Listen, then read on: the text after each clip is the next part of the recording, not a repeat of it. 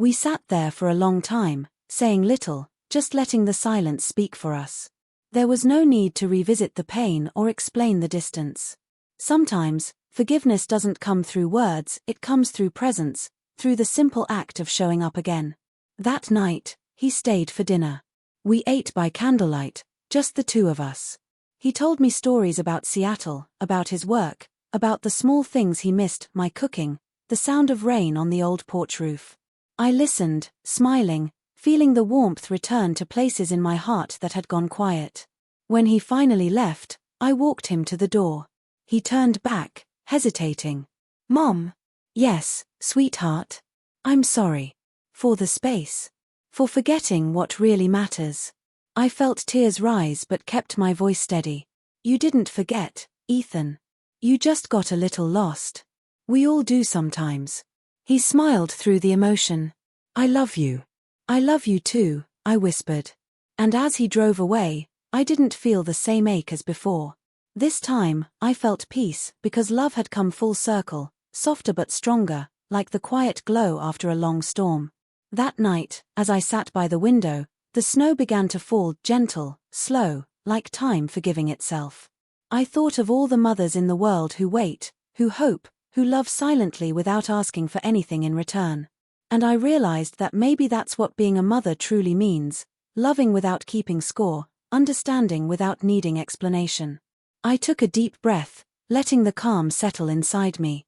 Life had changed, I had changed, but love remained. Not the loud, visible kind, but the quiet, enduring kind that lives in the spaces between distance and return. And as the snow covered the world outside in a blanket of white, I whispered softly to myself and maybe to every mother out there. Sometimes, the ones who walk away do come home. Just not always the same way they left. Sometimes, in the evenings, I'd sit on the porch with a cup of tea, watching the sunset. I'd wonder what Ethan was doing, whether he still loved his job, whether he and Lily were happy. I stopped checking my phone for messages. Not because I stopped caring, but because I learned that love doesn't need constant reminders. It just needs space to breathe. One late afternoon in December, as I was setting a pie on the windowsill to cool, I heard the crunch of tires on the gravel outside.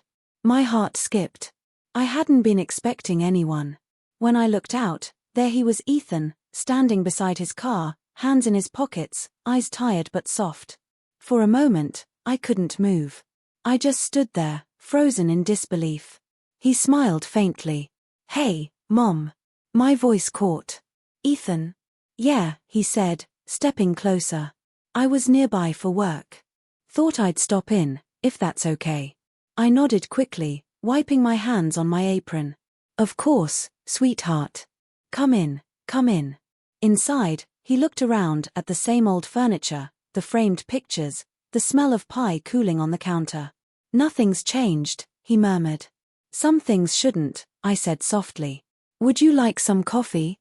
He nodded, and for a few minutes, we just sat there, the air warm and gentle between us. No big speeches, no apologies, just the quiet comfort of being in the same space again. After a while, he spoke. "Mom, I've been meaning to come sooner. I stopped him with a small smile. "It's all right, Ethan. You came. That's what matters." He looked down, his eyes glistening. "Lily and we've had a rough time. She's been distant lately. And I guess I started realizing how much I missed home." I reached across the table, resting my hand on his. "Home never left you, darling. It was always here. You just had to find your way back." As darkness settled, I whispered into the quiet, "I hope you're happy, my boy." And for the first time, I felt the ache shift, not disappear, but soften. Because deep down, I knew that letting go, even when it hurts, is sometimes the most selfless kind of love. Autumn came quietly that year. The leaves turned golden outside my kitchen window, and the air carried that faint smell of wood smoke and rain. Time had moved on, it always does, but the house still felt the same. A little too quiet. A little too big for one person. At first, I thought the loneliness would consume me. I'd wake up, make 2 cups of coffee out of habit, then pour one down the sink. I'd walk to the mailbox hoping for a letter that never came. And in those long hours of silence, I realized something. It wasn't just Ethan I was missing. It was the part of myself that had existed only as Mom. For so many years, that word had been my whole identity. I cooked, I worried, I planned, I protected. Everything I did for him. And when he walked away, I felt like I'd lost my purpose. But as weeks turned into months, I began to understand that motherhood isn't something that disappears when your child grows distant. It changes. It stretches. It learns to exist quietly, without constant presence, like a soft light that stays even when the sun has set. I started to rediscover small joys. I planted marigolds in the front yard. I joined a small reading club at the library downtown. On Sundays, I baked pies and took them to the local church, just to see the smiles on people's faces. Life was slower, but it had rhythm again, a quiet rhythm, one that didn't depend on anyone else. That simple question, "You'll be fine, right?" hit harder than any goodbye. It wasn't cruel, but it was final. It carried the quiet assumption that I was now part of another chapter, one that no longer belonged in his story. I smiled through the ache. "Of course, sweetheart. I'll be fine." When they finally drove away that evening, I stood by the gate, watching the car disappear down the street. The taillights glowed like two tiny embers in the dark, fading until they were gone. And that was it, the moment my son walked away and never truly returned home. 4 weeks after, I moved through the house like a ghost. Every corner whispered memories, the sound of his laughter, the echo of his footsteps on the stairs. Sometimes I'd find myself setting an extra plate at the table, then quietly putting it back. Grief doesn't always come with tears, sometimes it comes with small, silent corrections. Then, one afternoon, a letter arrived. It wasn't from Ethan. It was from Lily. "Dear Mom," it began. "Ethan's been very busy settling into work, and things have been hectic. I wanted to thank you for understanding and giving us the space we needed. It means a lot. We'll call once things calm down." Her words were polite, distant, neatly written. I stared at them for a long time before folding the letter and setting it aside. That night, I sat on the porch as the sun went down. The sky was painted in shades of pink and gold, the same colors I'd seen the evening he was born. I remembered holding him for the first time, how his tiny fingers wrapped around mine. Back then, I thought love like that could never fade. But maybe love doesn't fade, maybe it just changes its shape like light through a window, still warm, just falling somewhere else. My heart stopped. Moving? Where? To Seattle. It's a job opportunity, a big one. It's what we've been waiting for. I tried to keep my voice steady. Seattle's far, Ethan. I know. But it's a great chance. Lily's thrilled. We'll come visit before we go. After the call, I sat in silence for a long time. Seattle. Nearly 2,000 miles away. I thought of his old room upstairs, the creak of the floorboards where he used to jump from the bed when he was little, the marks on the wall where we'd measured his height every birthday. I thought of all the mornings I'd stood at the doorway, watching him leave for school, waving until he turned the corner. And now, he was leaving again, but this time, there would be no corner, no coming back. A few days later, they came by. It was a Saturday afternoon, warm and quiet. I had prepared lunch, roast chicken, his favorite. When they arrived, Lily looked radiant, her smile bright, her voice cheerful. Ethan looked tired, distracted, carrying boxes of his old things. As we sat at the table, the air felt heavy. Conversation stumbled between small talk and silence. At one point, I reached for the serving bowl, and Lily gently stopped me. "Oh, don't trouble yourself, Mom. We're fine." Something about the way she said we made my chest tighten, as if I wasn't part of that word anymore. After lunch, Ethan went upstairs to pack the last of his things. I followed quietly, standing by the door of his old room. He was folding shirts, wrapping books in paper. It felt like he was packing away pieces of our life together. "You've grown up so much," I said softly. "Seems like yesterday you were begging me to let you camp in the backyard." He smiled faintly. "Yeah, I remember that. You stayed up all night just to make sure I was safe." "Of course I did," I whispered. "You were my whole world." He paused, looking at me, his expression unreadable. Then he said, "Mom, you'll be fine, right?" That simple question, "You'll be fine, right?" Something in his voice, that nervous politeness, made me set the knife down. "Of course, honey. Is everything all right?" He hesitated. I could hear him take a breath. "It's about the visit next weekend," he began. "Lily and I were talking, and maybe it's better if we take a little break from all the Sunday lunches for now." I felt my stomach drop. "A break?" I repeated slowly, forcing a little laugh. "Did I do something wrong?" "No, not at all," he said quickly. "It's just that Lily feels, well, she feels like we need to focus on our own routines for a while. You know, space." Space. That word lingered in the air like a cold draft through a warm room. I had heard it before, in movies, in stories. But never from my own child. "Oh," I said softly. "Of course. You should have your space. I understand." He sounded relieved. "Thanks, Mom. I knew you'd get it. We'll still call, of course. Maybe stop by once in a while." "Of course," I whispered again. I wanted to say, "I'm your mother, you don't need space from me." But instead, I smiled through the ache. "Just promise me you'll eat properly, okay? And don't work too hard." He chuckled faintly. "I won't." "Love you, Mom." "Love you too," I said. And when the line went silent, I stood there, hands dusted with flour, peaches untouched, staring at the phone, realizing that love wasn't always enough to keep someone close. That night, I couldn't sleep. I sat in bed, staring at the ceiling, listening to the distant sound of crickets outside. My mind replayed every little moment from the past year, every time I might have said something wrong, every glance Lily might have misunderstood. Maybe I'd held on too tightly. Maybe I'd loved too much. People don't talk about that kind of love, the kind that quietly suffocates because it doesn't know where to go when the person it's meant for starts walking away. A week later, Ethan called again. His tone was tense this time. "Mom, we're moving," he said. The next few months were a blur of lonely weekends. I busied myself with gardening, cooking, reading, anything to fill the silence. Sometimes, I would walk past Ethan's old room and pause by the door. It still smelled faintly of his cologne and pine wood. His trophies were still on the shelf, his high school jacket still hanging in the closet. I couldn't bring myself to move them. Maybe I was afraid that if I did, it would make his absence too real. And then, one spring morning, Lily called again. Her tone was polite but firm. "Mom, I was wondering, would it be okay if we didn't come by for a while? Things are a little hectic right now." I hesitated. "Of course, dear. Is everything all right?" "Yes, everything's fine," she said quickly. "It's just, work, and some personal stuff. We'll let you know when we can visit." I wanted to ask what personal stuff meant. I wanted to ask if I had done something wrong. But I didn't.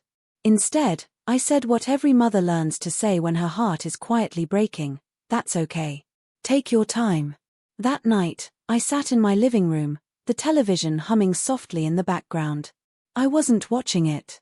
I was thinking about the years gone by, the birthdays, the school plays, the nights I stayed up when he was sick. I wondered how a bond so strong could grow so fragile. And somewhere in the quiet of that house, I whispered, "I miss you, Ethan." It was late summer when everything changed. The air was warm and heavy, and the light that came through my kitchen window carried that golden, fading glow that only August seems to have. I was slicing peaches for a pie, Ethan's favorite, when the phone rang. I smiled when I saw his name. It had been nearly 3 weeks since I last heard from him. "Hi, sweetheart," I said, brushing flour off my hands. "I was just thinking about you."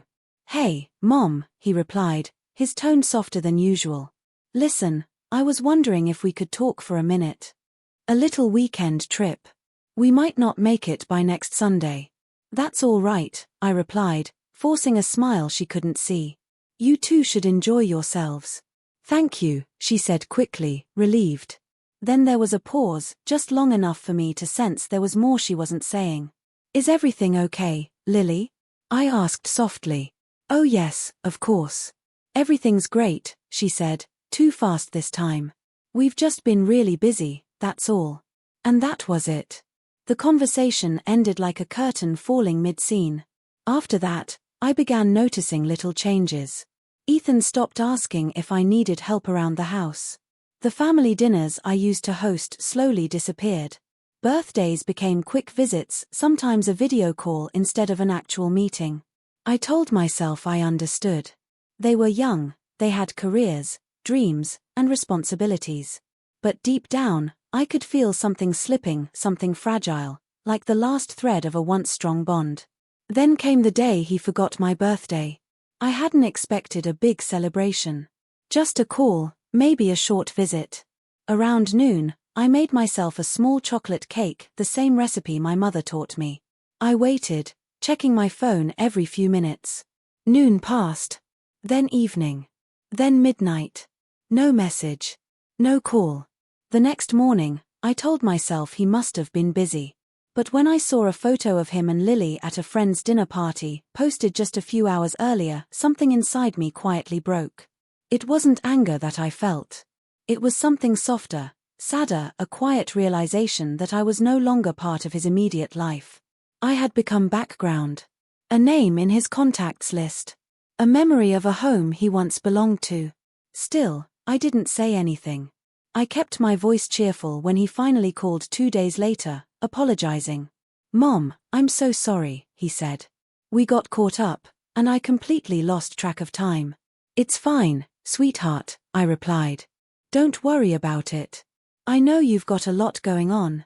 But Ethan still called, of course. Every few days, a quick check-in. "How are you, Mom? How's the house? How's your knee?" His voice was polite, cheerful even. But there was something new in it, a distance I couldn't name. It wasn't cold, just distracted. As though he were speaking while glancing at something else, someone else. And I always told him the same thing: "I'm fine, sweetheart. Don't worry about me." Even when I wasn't. That Christmas, he said they wouldn't make it home. "Lily's family is hosting everyone this year," he explained, his voice careful, almost rehearsed. "You know how it is, Mom. We'll come by next weekend." I smiled into the phone, though my throat tightened. "Of course, darling. You should spend time with her family too." After we hung up, I sat at the dining table, staring at the 3 unused candles in the centerpiece I'd set out earlier that week. I had bought his favorite ornaments, baked his favorite cinnamon cookies. Now, they just sat there, waiting for someone who wasn't coming. I remember that night vividly, the faint glow of the tree lights, the way the snow fell outside, thick and slow, like time itself was reluctant to move. I sat by the window, wrapped in an old shawl, watching the neighbors' houses flicker with laughter and light. And in the quiet of that moment, I whispered to myself, maybe next year. The visits grew less frequent after that. What used to be weekly dinners turned into once-a-month lunches, then quick drop-ins, then just phone calls. And every time Ethan would leave, he seemed a little more distant, not unkind, just gone in some unseen way. I tried not to blame Lily. She was polite, always smiling, always busy. She called me Mom in that cheerful tone that never quite sounded real. I think she wanted to be kind, but kindness without warmth feels like paper flowers, pretty, but lifeless. One afternoon, she called me herself. "Hi, Mom," she said sweetly. "I just wanted to let you know Ethan and I are planning." Looking back now, I see how small choices began to shape what came later. The job he took that kept him too busy for weekend calls. The woman who entered his life and slowly became the center of it. The way I smiled and said, "I understand," even when I didn't. Because mothers learn early that love sometimes means stepping back, even when it breaks you. The last truly happy day I remember before everything changed was a Sunday in June. Daniel had come home to mow the lawn, said he needed the fresh air. Afterward, we had lemonade on the porch. He told me about a woman he'd been seeing, Emily. "She's kind," he said. "You'll like her." And I wanted to believe that. He looked out across the yard, the light catching his face just right, and I thought about how grown he'd become. I wanted to tell him to slow down, to stay a little longer in the world where he was still my boy. But I didn't. I just said, "As long as she makes you happy, sweetheart." He smiled, and the warmth in that smile carried me for months. Now, years later, sitting in the quiet of this house, I replay that day over and over. I wonder if he remembers it too, the laughter, the lemonade, the way the sun dipped behind the trees. Maybe he does. Maybe not. But I hold on to it anyway, because that's what's left when everything else fades, memories that still hum softly in the heart, even when the voices are gone. Soft piano transition, the sound of rain against a window, the creak of an old chair. That's how our story began, with love, with loss, with promises whispered between the ordinary moments of life. I didn't know then that each of those moments would become pieces of the story I'd one day tell alone. I still remember the first winter after Ethan and Lily's wedding. The house was quieter than ever. The kind of quiet that doesn't feel peaceful, it feels hollow, like something is missing, even though you can't quite say what. The ticking of the wall clock in the kitchen seemed louder, the creak of. He always wanted to understand the world. Sometimes I'd catch myself thinking how proud John would be if he could see the boy Daniel was becoming. When he turned 16, he got his driver's license and insisted on taking me for ice cream to celebrate. He drove nervously, both hands gripping the wheel, but when he glanced over and saw me smiling, he laughed. "You don't have to hold the seat like that, Mom. I've got this." That laugh stayed with me. It still does. The night before Daniel left for college, we stayed up late packing boxes. His room was a mess of books, clothes, and half-folded memories. I tried to keep things light, joking, giving him advice he'd already heard a dozen times. But when we finished, and the lights were low, he turned to me and said, "Mom, are you gonna be okay without me?" I smiled, though my throat tightened. "I'll be fine. You go chase your dreams, Daniel. That's what we worked for." He hugged me so tight that my heart ached, and whispered, "I'll call every day." And for a while, he did. His first call came that weekend. He'd burned his first attempt at pasta. I laughed until I cried. He called about classes, friends, life in the city. I'd sit by the phone every evening, waiting, and when it rang, everything felt right again. But time has a way of softening routines. Calls became shorter, visits less frequent. I told myself it was normal, kids grow, they build their own lives. Still, I found excuses to send care packages, to remind him he had a home waiting. Cookies, socks, handwritten notes that always ended with, "Love you, Mom." When he graduated, pride swelled in me so strong it hurt. He stood tall in his blue gown, his cap slightly crooked, the same shy smile from his childhood shining through. After the ceremony, he hugged me and said, "I couldn't have done it without you." For a moment, I believed nothing would ever come between us.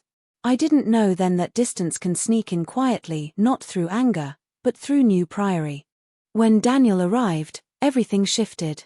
I didn't know what kind of mother I'd be, but the first time I held him, something inside me settled. His tiny fingers curled around mine, and I whispered, "Hi, sweetheart. I'm right here."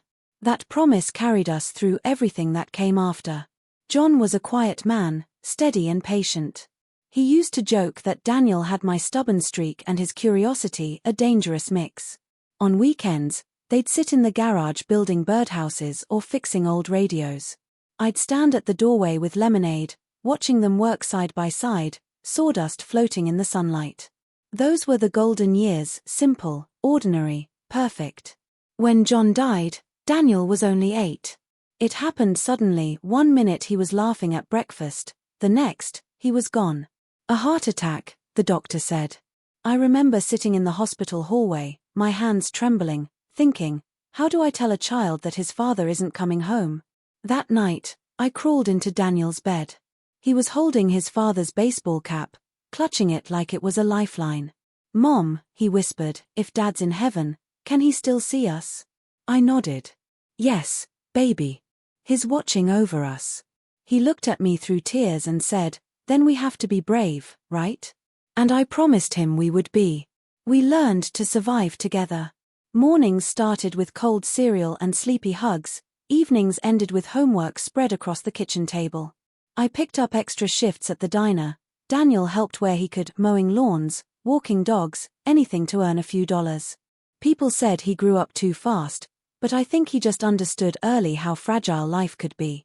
When he was 12, He surprised me with a Mother's Day gift, a locket with a tiny picture of the three of us inside. "It's so you'll never be alone," he said. "I still wear it."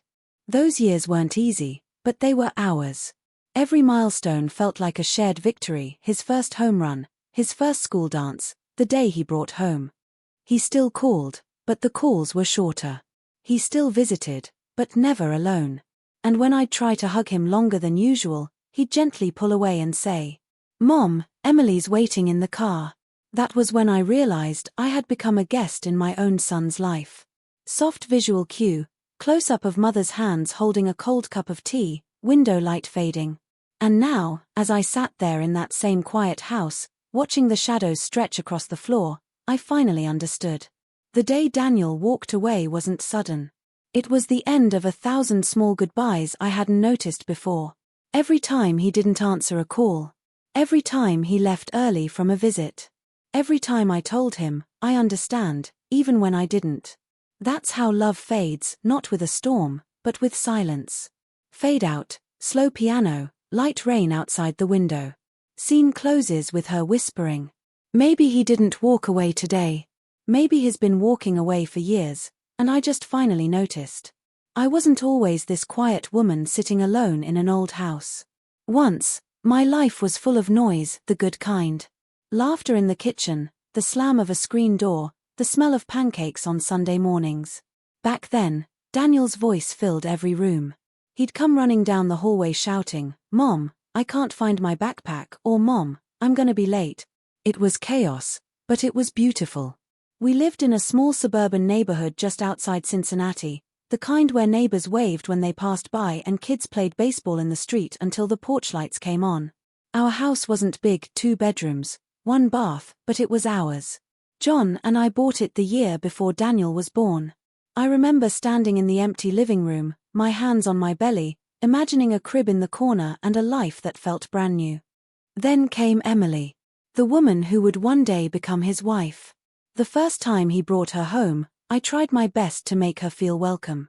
She was polite, soft-spoken, with a smile that didn't quite reach her eyes. She brought flowers, lilies, and said, "I've heard so much about you, Mrs. Turner." I smiled and said, "Please, call me Mary." She laughed lightly, but her gaze flickered around the house like she was taking notes. That night, after dinner, I watched Daniel and Emily sitting together on the porch swing. He looked happy. And for a moment, I was happy too, because that's what mothers want, right? Their child's happiness, no matter what it costs. But I also saw something else in his eyes, a kind of distance, a quiet shift in the way he looked at me. As if a part of his heart had started to belong somewhere else. I didn't mind sharing him. At least, I told myself I didn't. That's what growing up is, learning to let go, bit by bit. But sometimes, letting go feels like dying in slow motion. The first time he forgot to call on my birthday, I brushed it off. He sent flowers the next day. "Sorry, Mom, things got hectic at work." I smiled and said it was okay. But that night, I cried quietly into my pillow. Then, months later, he missed Thanksgiving. Then Christmas. Always a reason. Always a promise to make it up later. Later never came. By the time he married Emily, things between us had changed in ways I couldn't explain. It wasn't anger or resentment. It was colder than that, polite distance. I worked long hours at the diner just outside town. Every night, I'd come home exhausted, but when Daniel ran into my arms, everything felt worth it. He used to sit at the counter while I cooked, telling me about school, about baseball, his friends, his dreams of becoming an engineer. He was a bright kid. Gentle. Thoughtful. The kind who'd stop to help a neighbor carry grocery or spend his allowance on a gift for me. Sometimes, on my breaks at work, I'd look at his photo on my phone and smile. It was the two of us against the world, and I thought as long as he's okay, I'll be okay too. And for a long time, we were. When Daniel went to college, the house felt emptier, but it was the kind of emptiness you could be proud of. It meant your child was growing, building a life. He called every weekend back then. Told me about his classes, his new friends, his part-time job at the campus bookstore. Sometimes he'd ask for advice, what to cook, how to handle a tough professor. I loved those calls. They made me feel like I was still part of his world. But after graduation, things started to change. He got a job in the city, not too far, just 2 hours away. At first, he came home every other weekend. Then once a month. Then only on holidays. And when he did come, he always seemed distracted. His phone would buzz constantly. He'd step outside to take calls. He laughed less, stayed quieter. I thought maybe it was just adulthood, the weight of responsibility. But deep down, I knew something else was shifting. After Daniel left, the house began to sound different. It's strange how silence can make a home feel louder, every floorboard, every sigh of the wind through the windows. I could hear the refrigerator hum, the clock tick, the pipes moan in the walls. But no laughter. No footsteps. No voice saying, "Mom, what's for dinner?" For years, those sounds had been the rhythm of my life. Now the quiet felt like a stranger had moved in. I tried to go about my day as if nothing had changed. I washed the dishes, folded towels, fed the old cat that still wandered around waiting for Daniel to pet her. But everywhere I looked, he was there. His jacket still hanging by the door. His half-read book on the armrest. His favorite cereal in the cupboard, the one only he ate. I sat on the couch and ran my hand over the cushion where he always sat a day. It was warm once, from his laughter and arguments and late-night talks about life. Now it was just fabric and emptiness. And that's when the memories started to flood in. Daniel wasn't a perfect son, but he was mine. He was born on a spring morning, when the world smelled of rain and promise. He came early, 2 weeks before the doctor said he would, impatient even then, eager to see the world. When the nurse placed him in my arms, he looked up at me with wide brown eyes, and I remember thinking, this is my reason to breathe. It wasn't easy raising him. His father, John, passed away when Daniel was only 8. A sudden heart attack, one of those moments that divides life into before and after. I remember sitting in the kitchen that night, holding Daniel close as he asked, "Mom, is Dad coming back?" And I said, "No, sweetheart, but we'll be okay." I didn't know if I believed it then, but I had to say it anyway. We were all we had. That night, I didn't sleep. Every car that passed by, every creak of the old house, made me look toward the door, half hoping he'd come back. But he didn't. I replayed every word of our last conversation in my head. It wasn't even a fight, really. It was just exhaustion. Little misunderstandings that piled up until they became a wall neither of us could climb. He said, "Mom, maybe it's better if I take some time away." I said, "You don't have to go." He smiled sadly and said, "I think I do." That was it. No shouting. No slamming doors. Just quiet heartbreak. I wish I had hugged him tighter. I wish I had told him that no amount of distance could erase what we had. But wishes don't change reality. They just echo in the quiet, like prayers that never got answered. When morning came, I walked outside. The sun was gentle again, same as yesterday, as if nothing had happened. The mailman waved, the neighbors watered their lawns. And there I was, standing on the porch, holding a mug that had gone cold in my hands. Daniel's car was gone.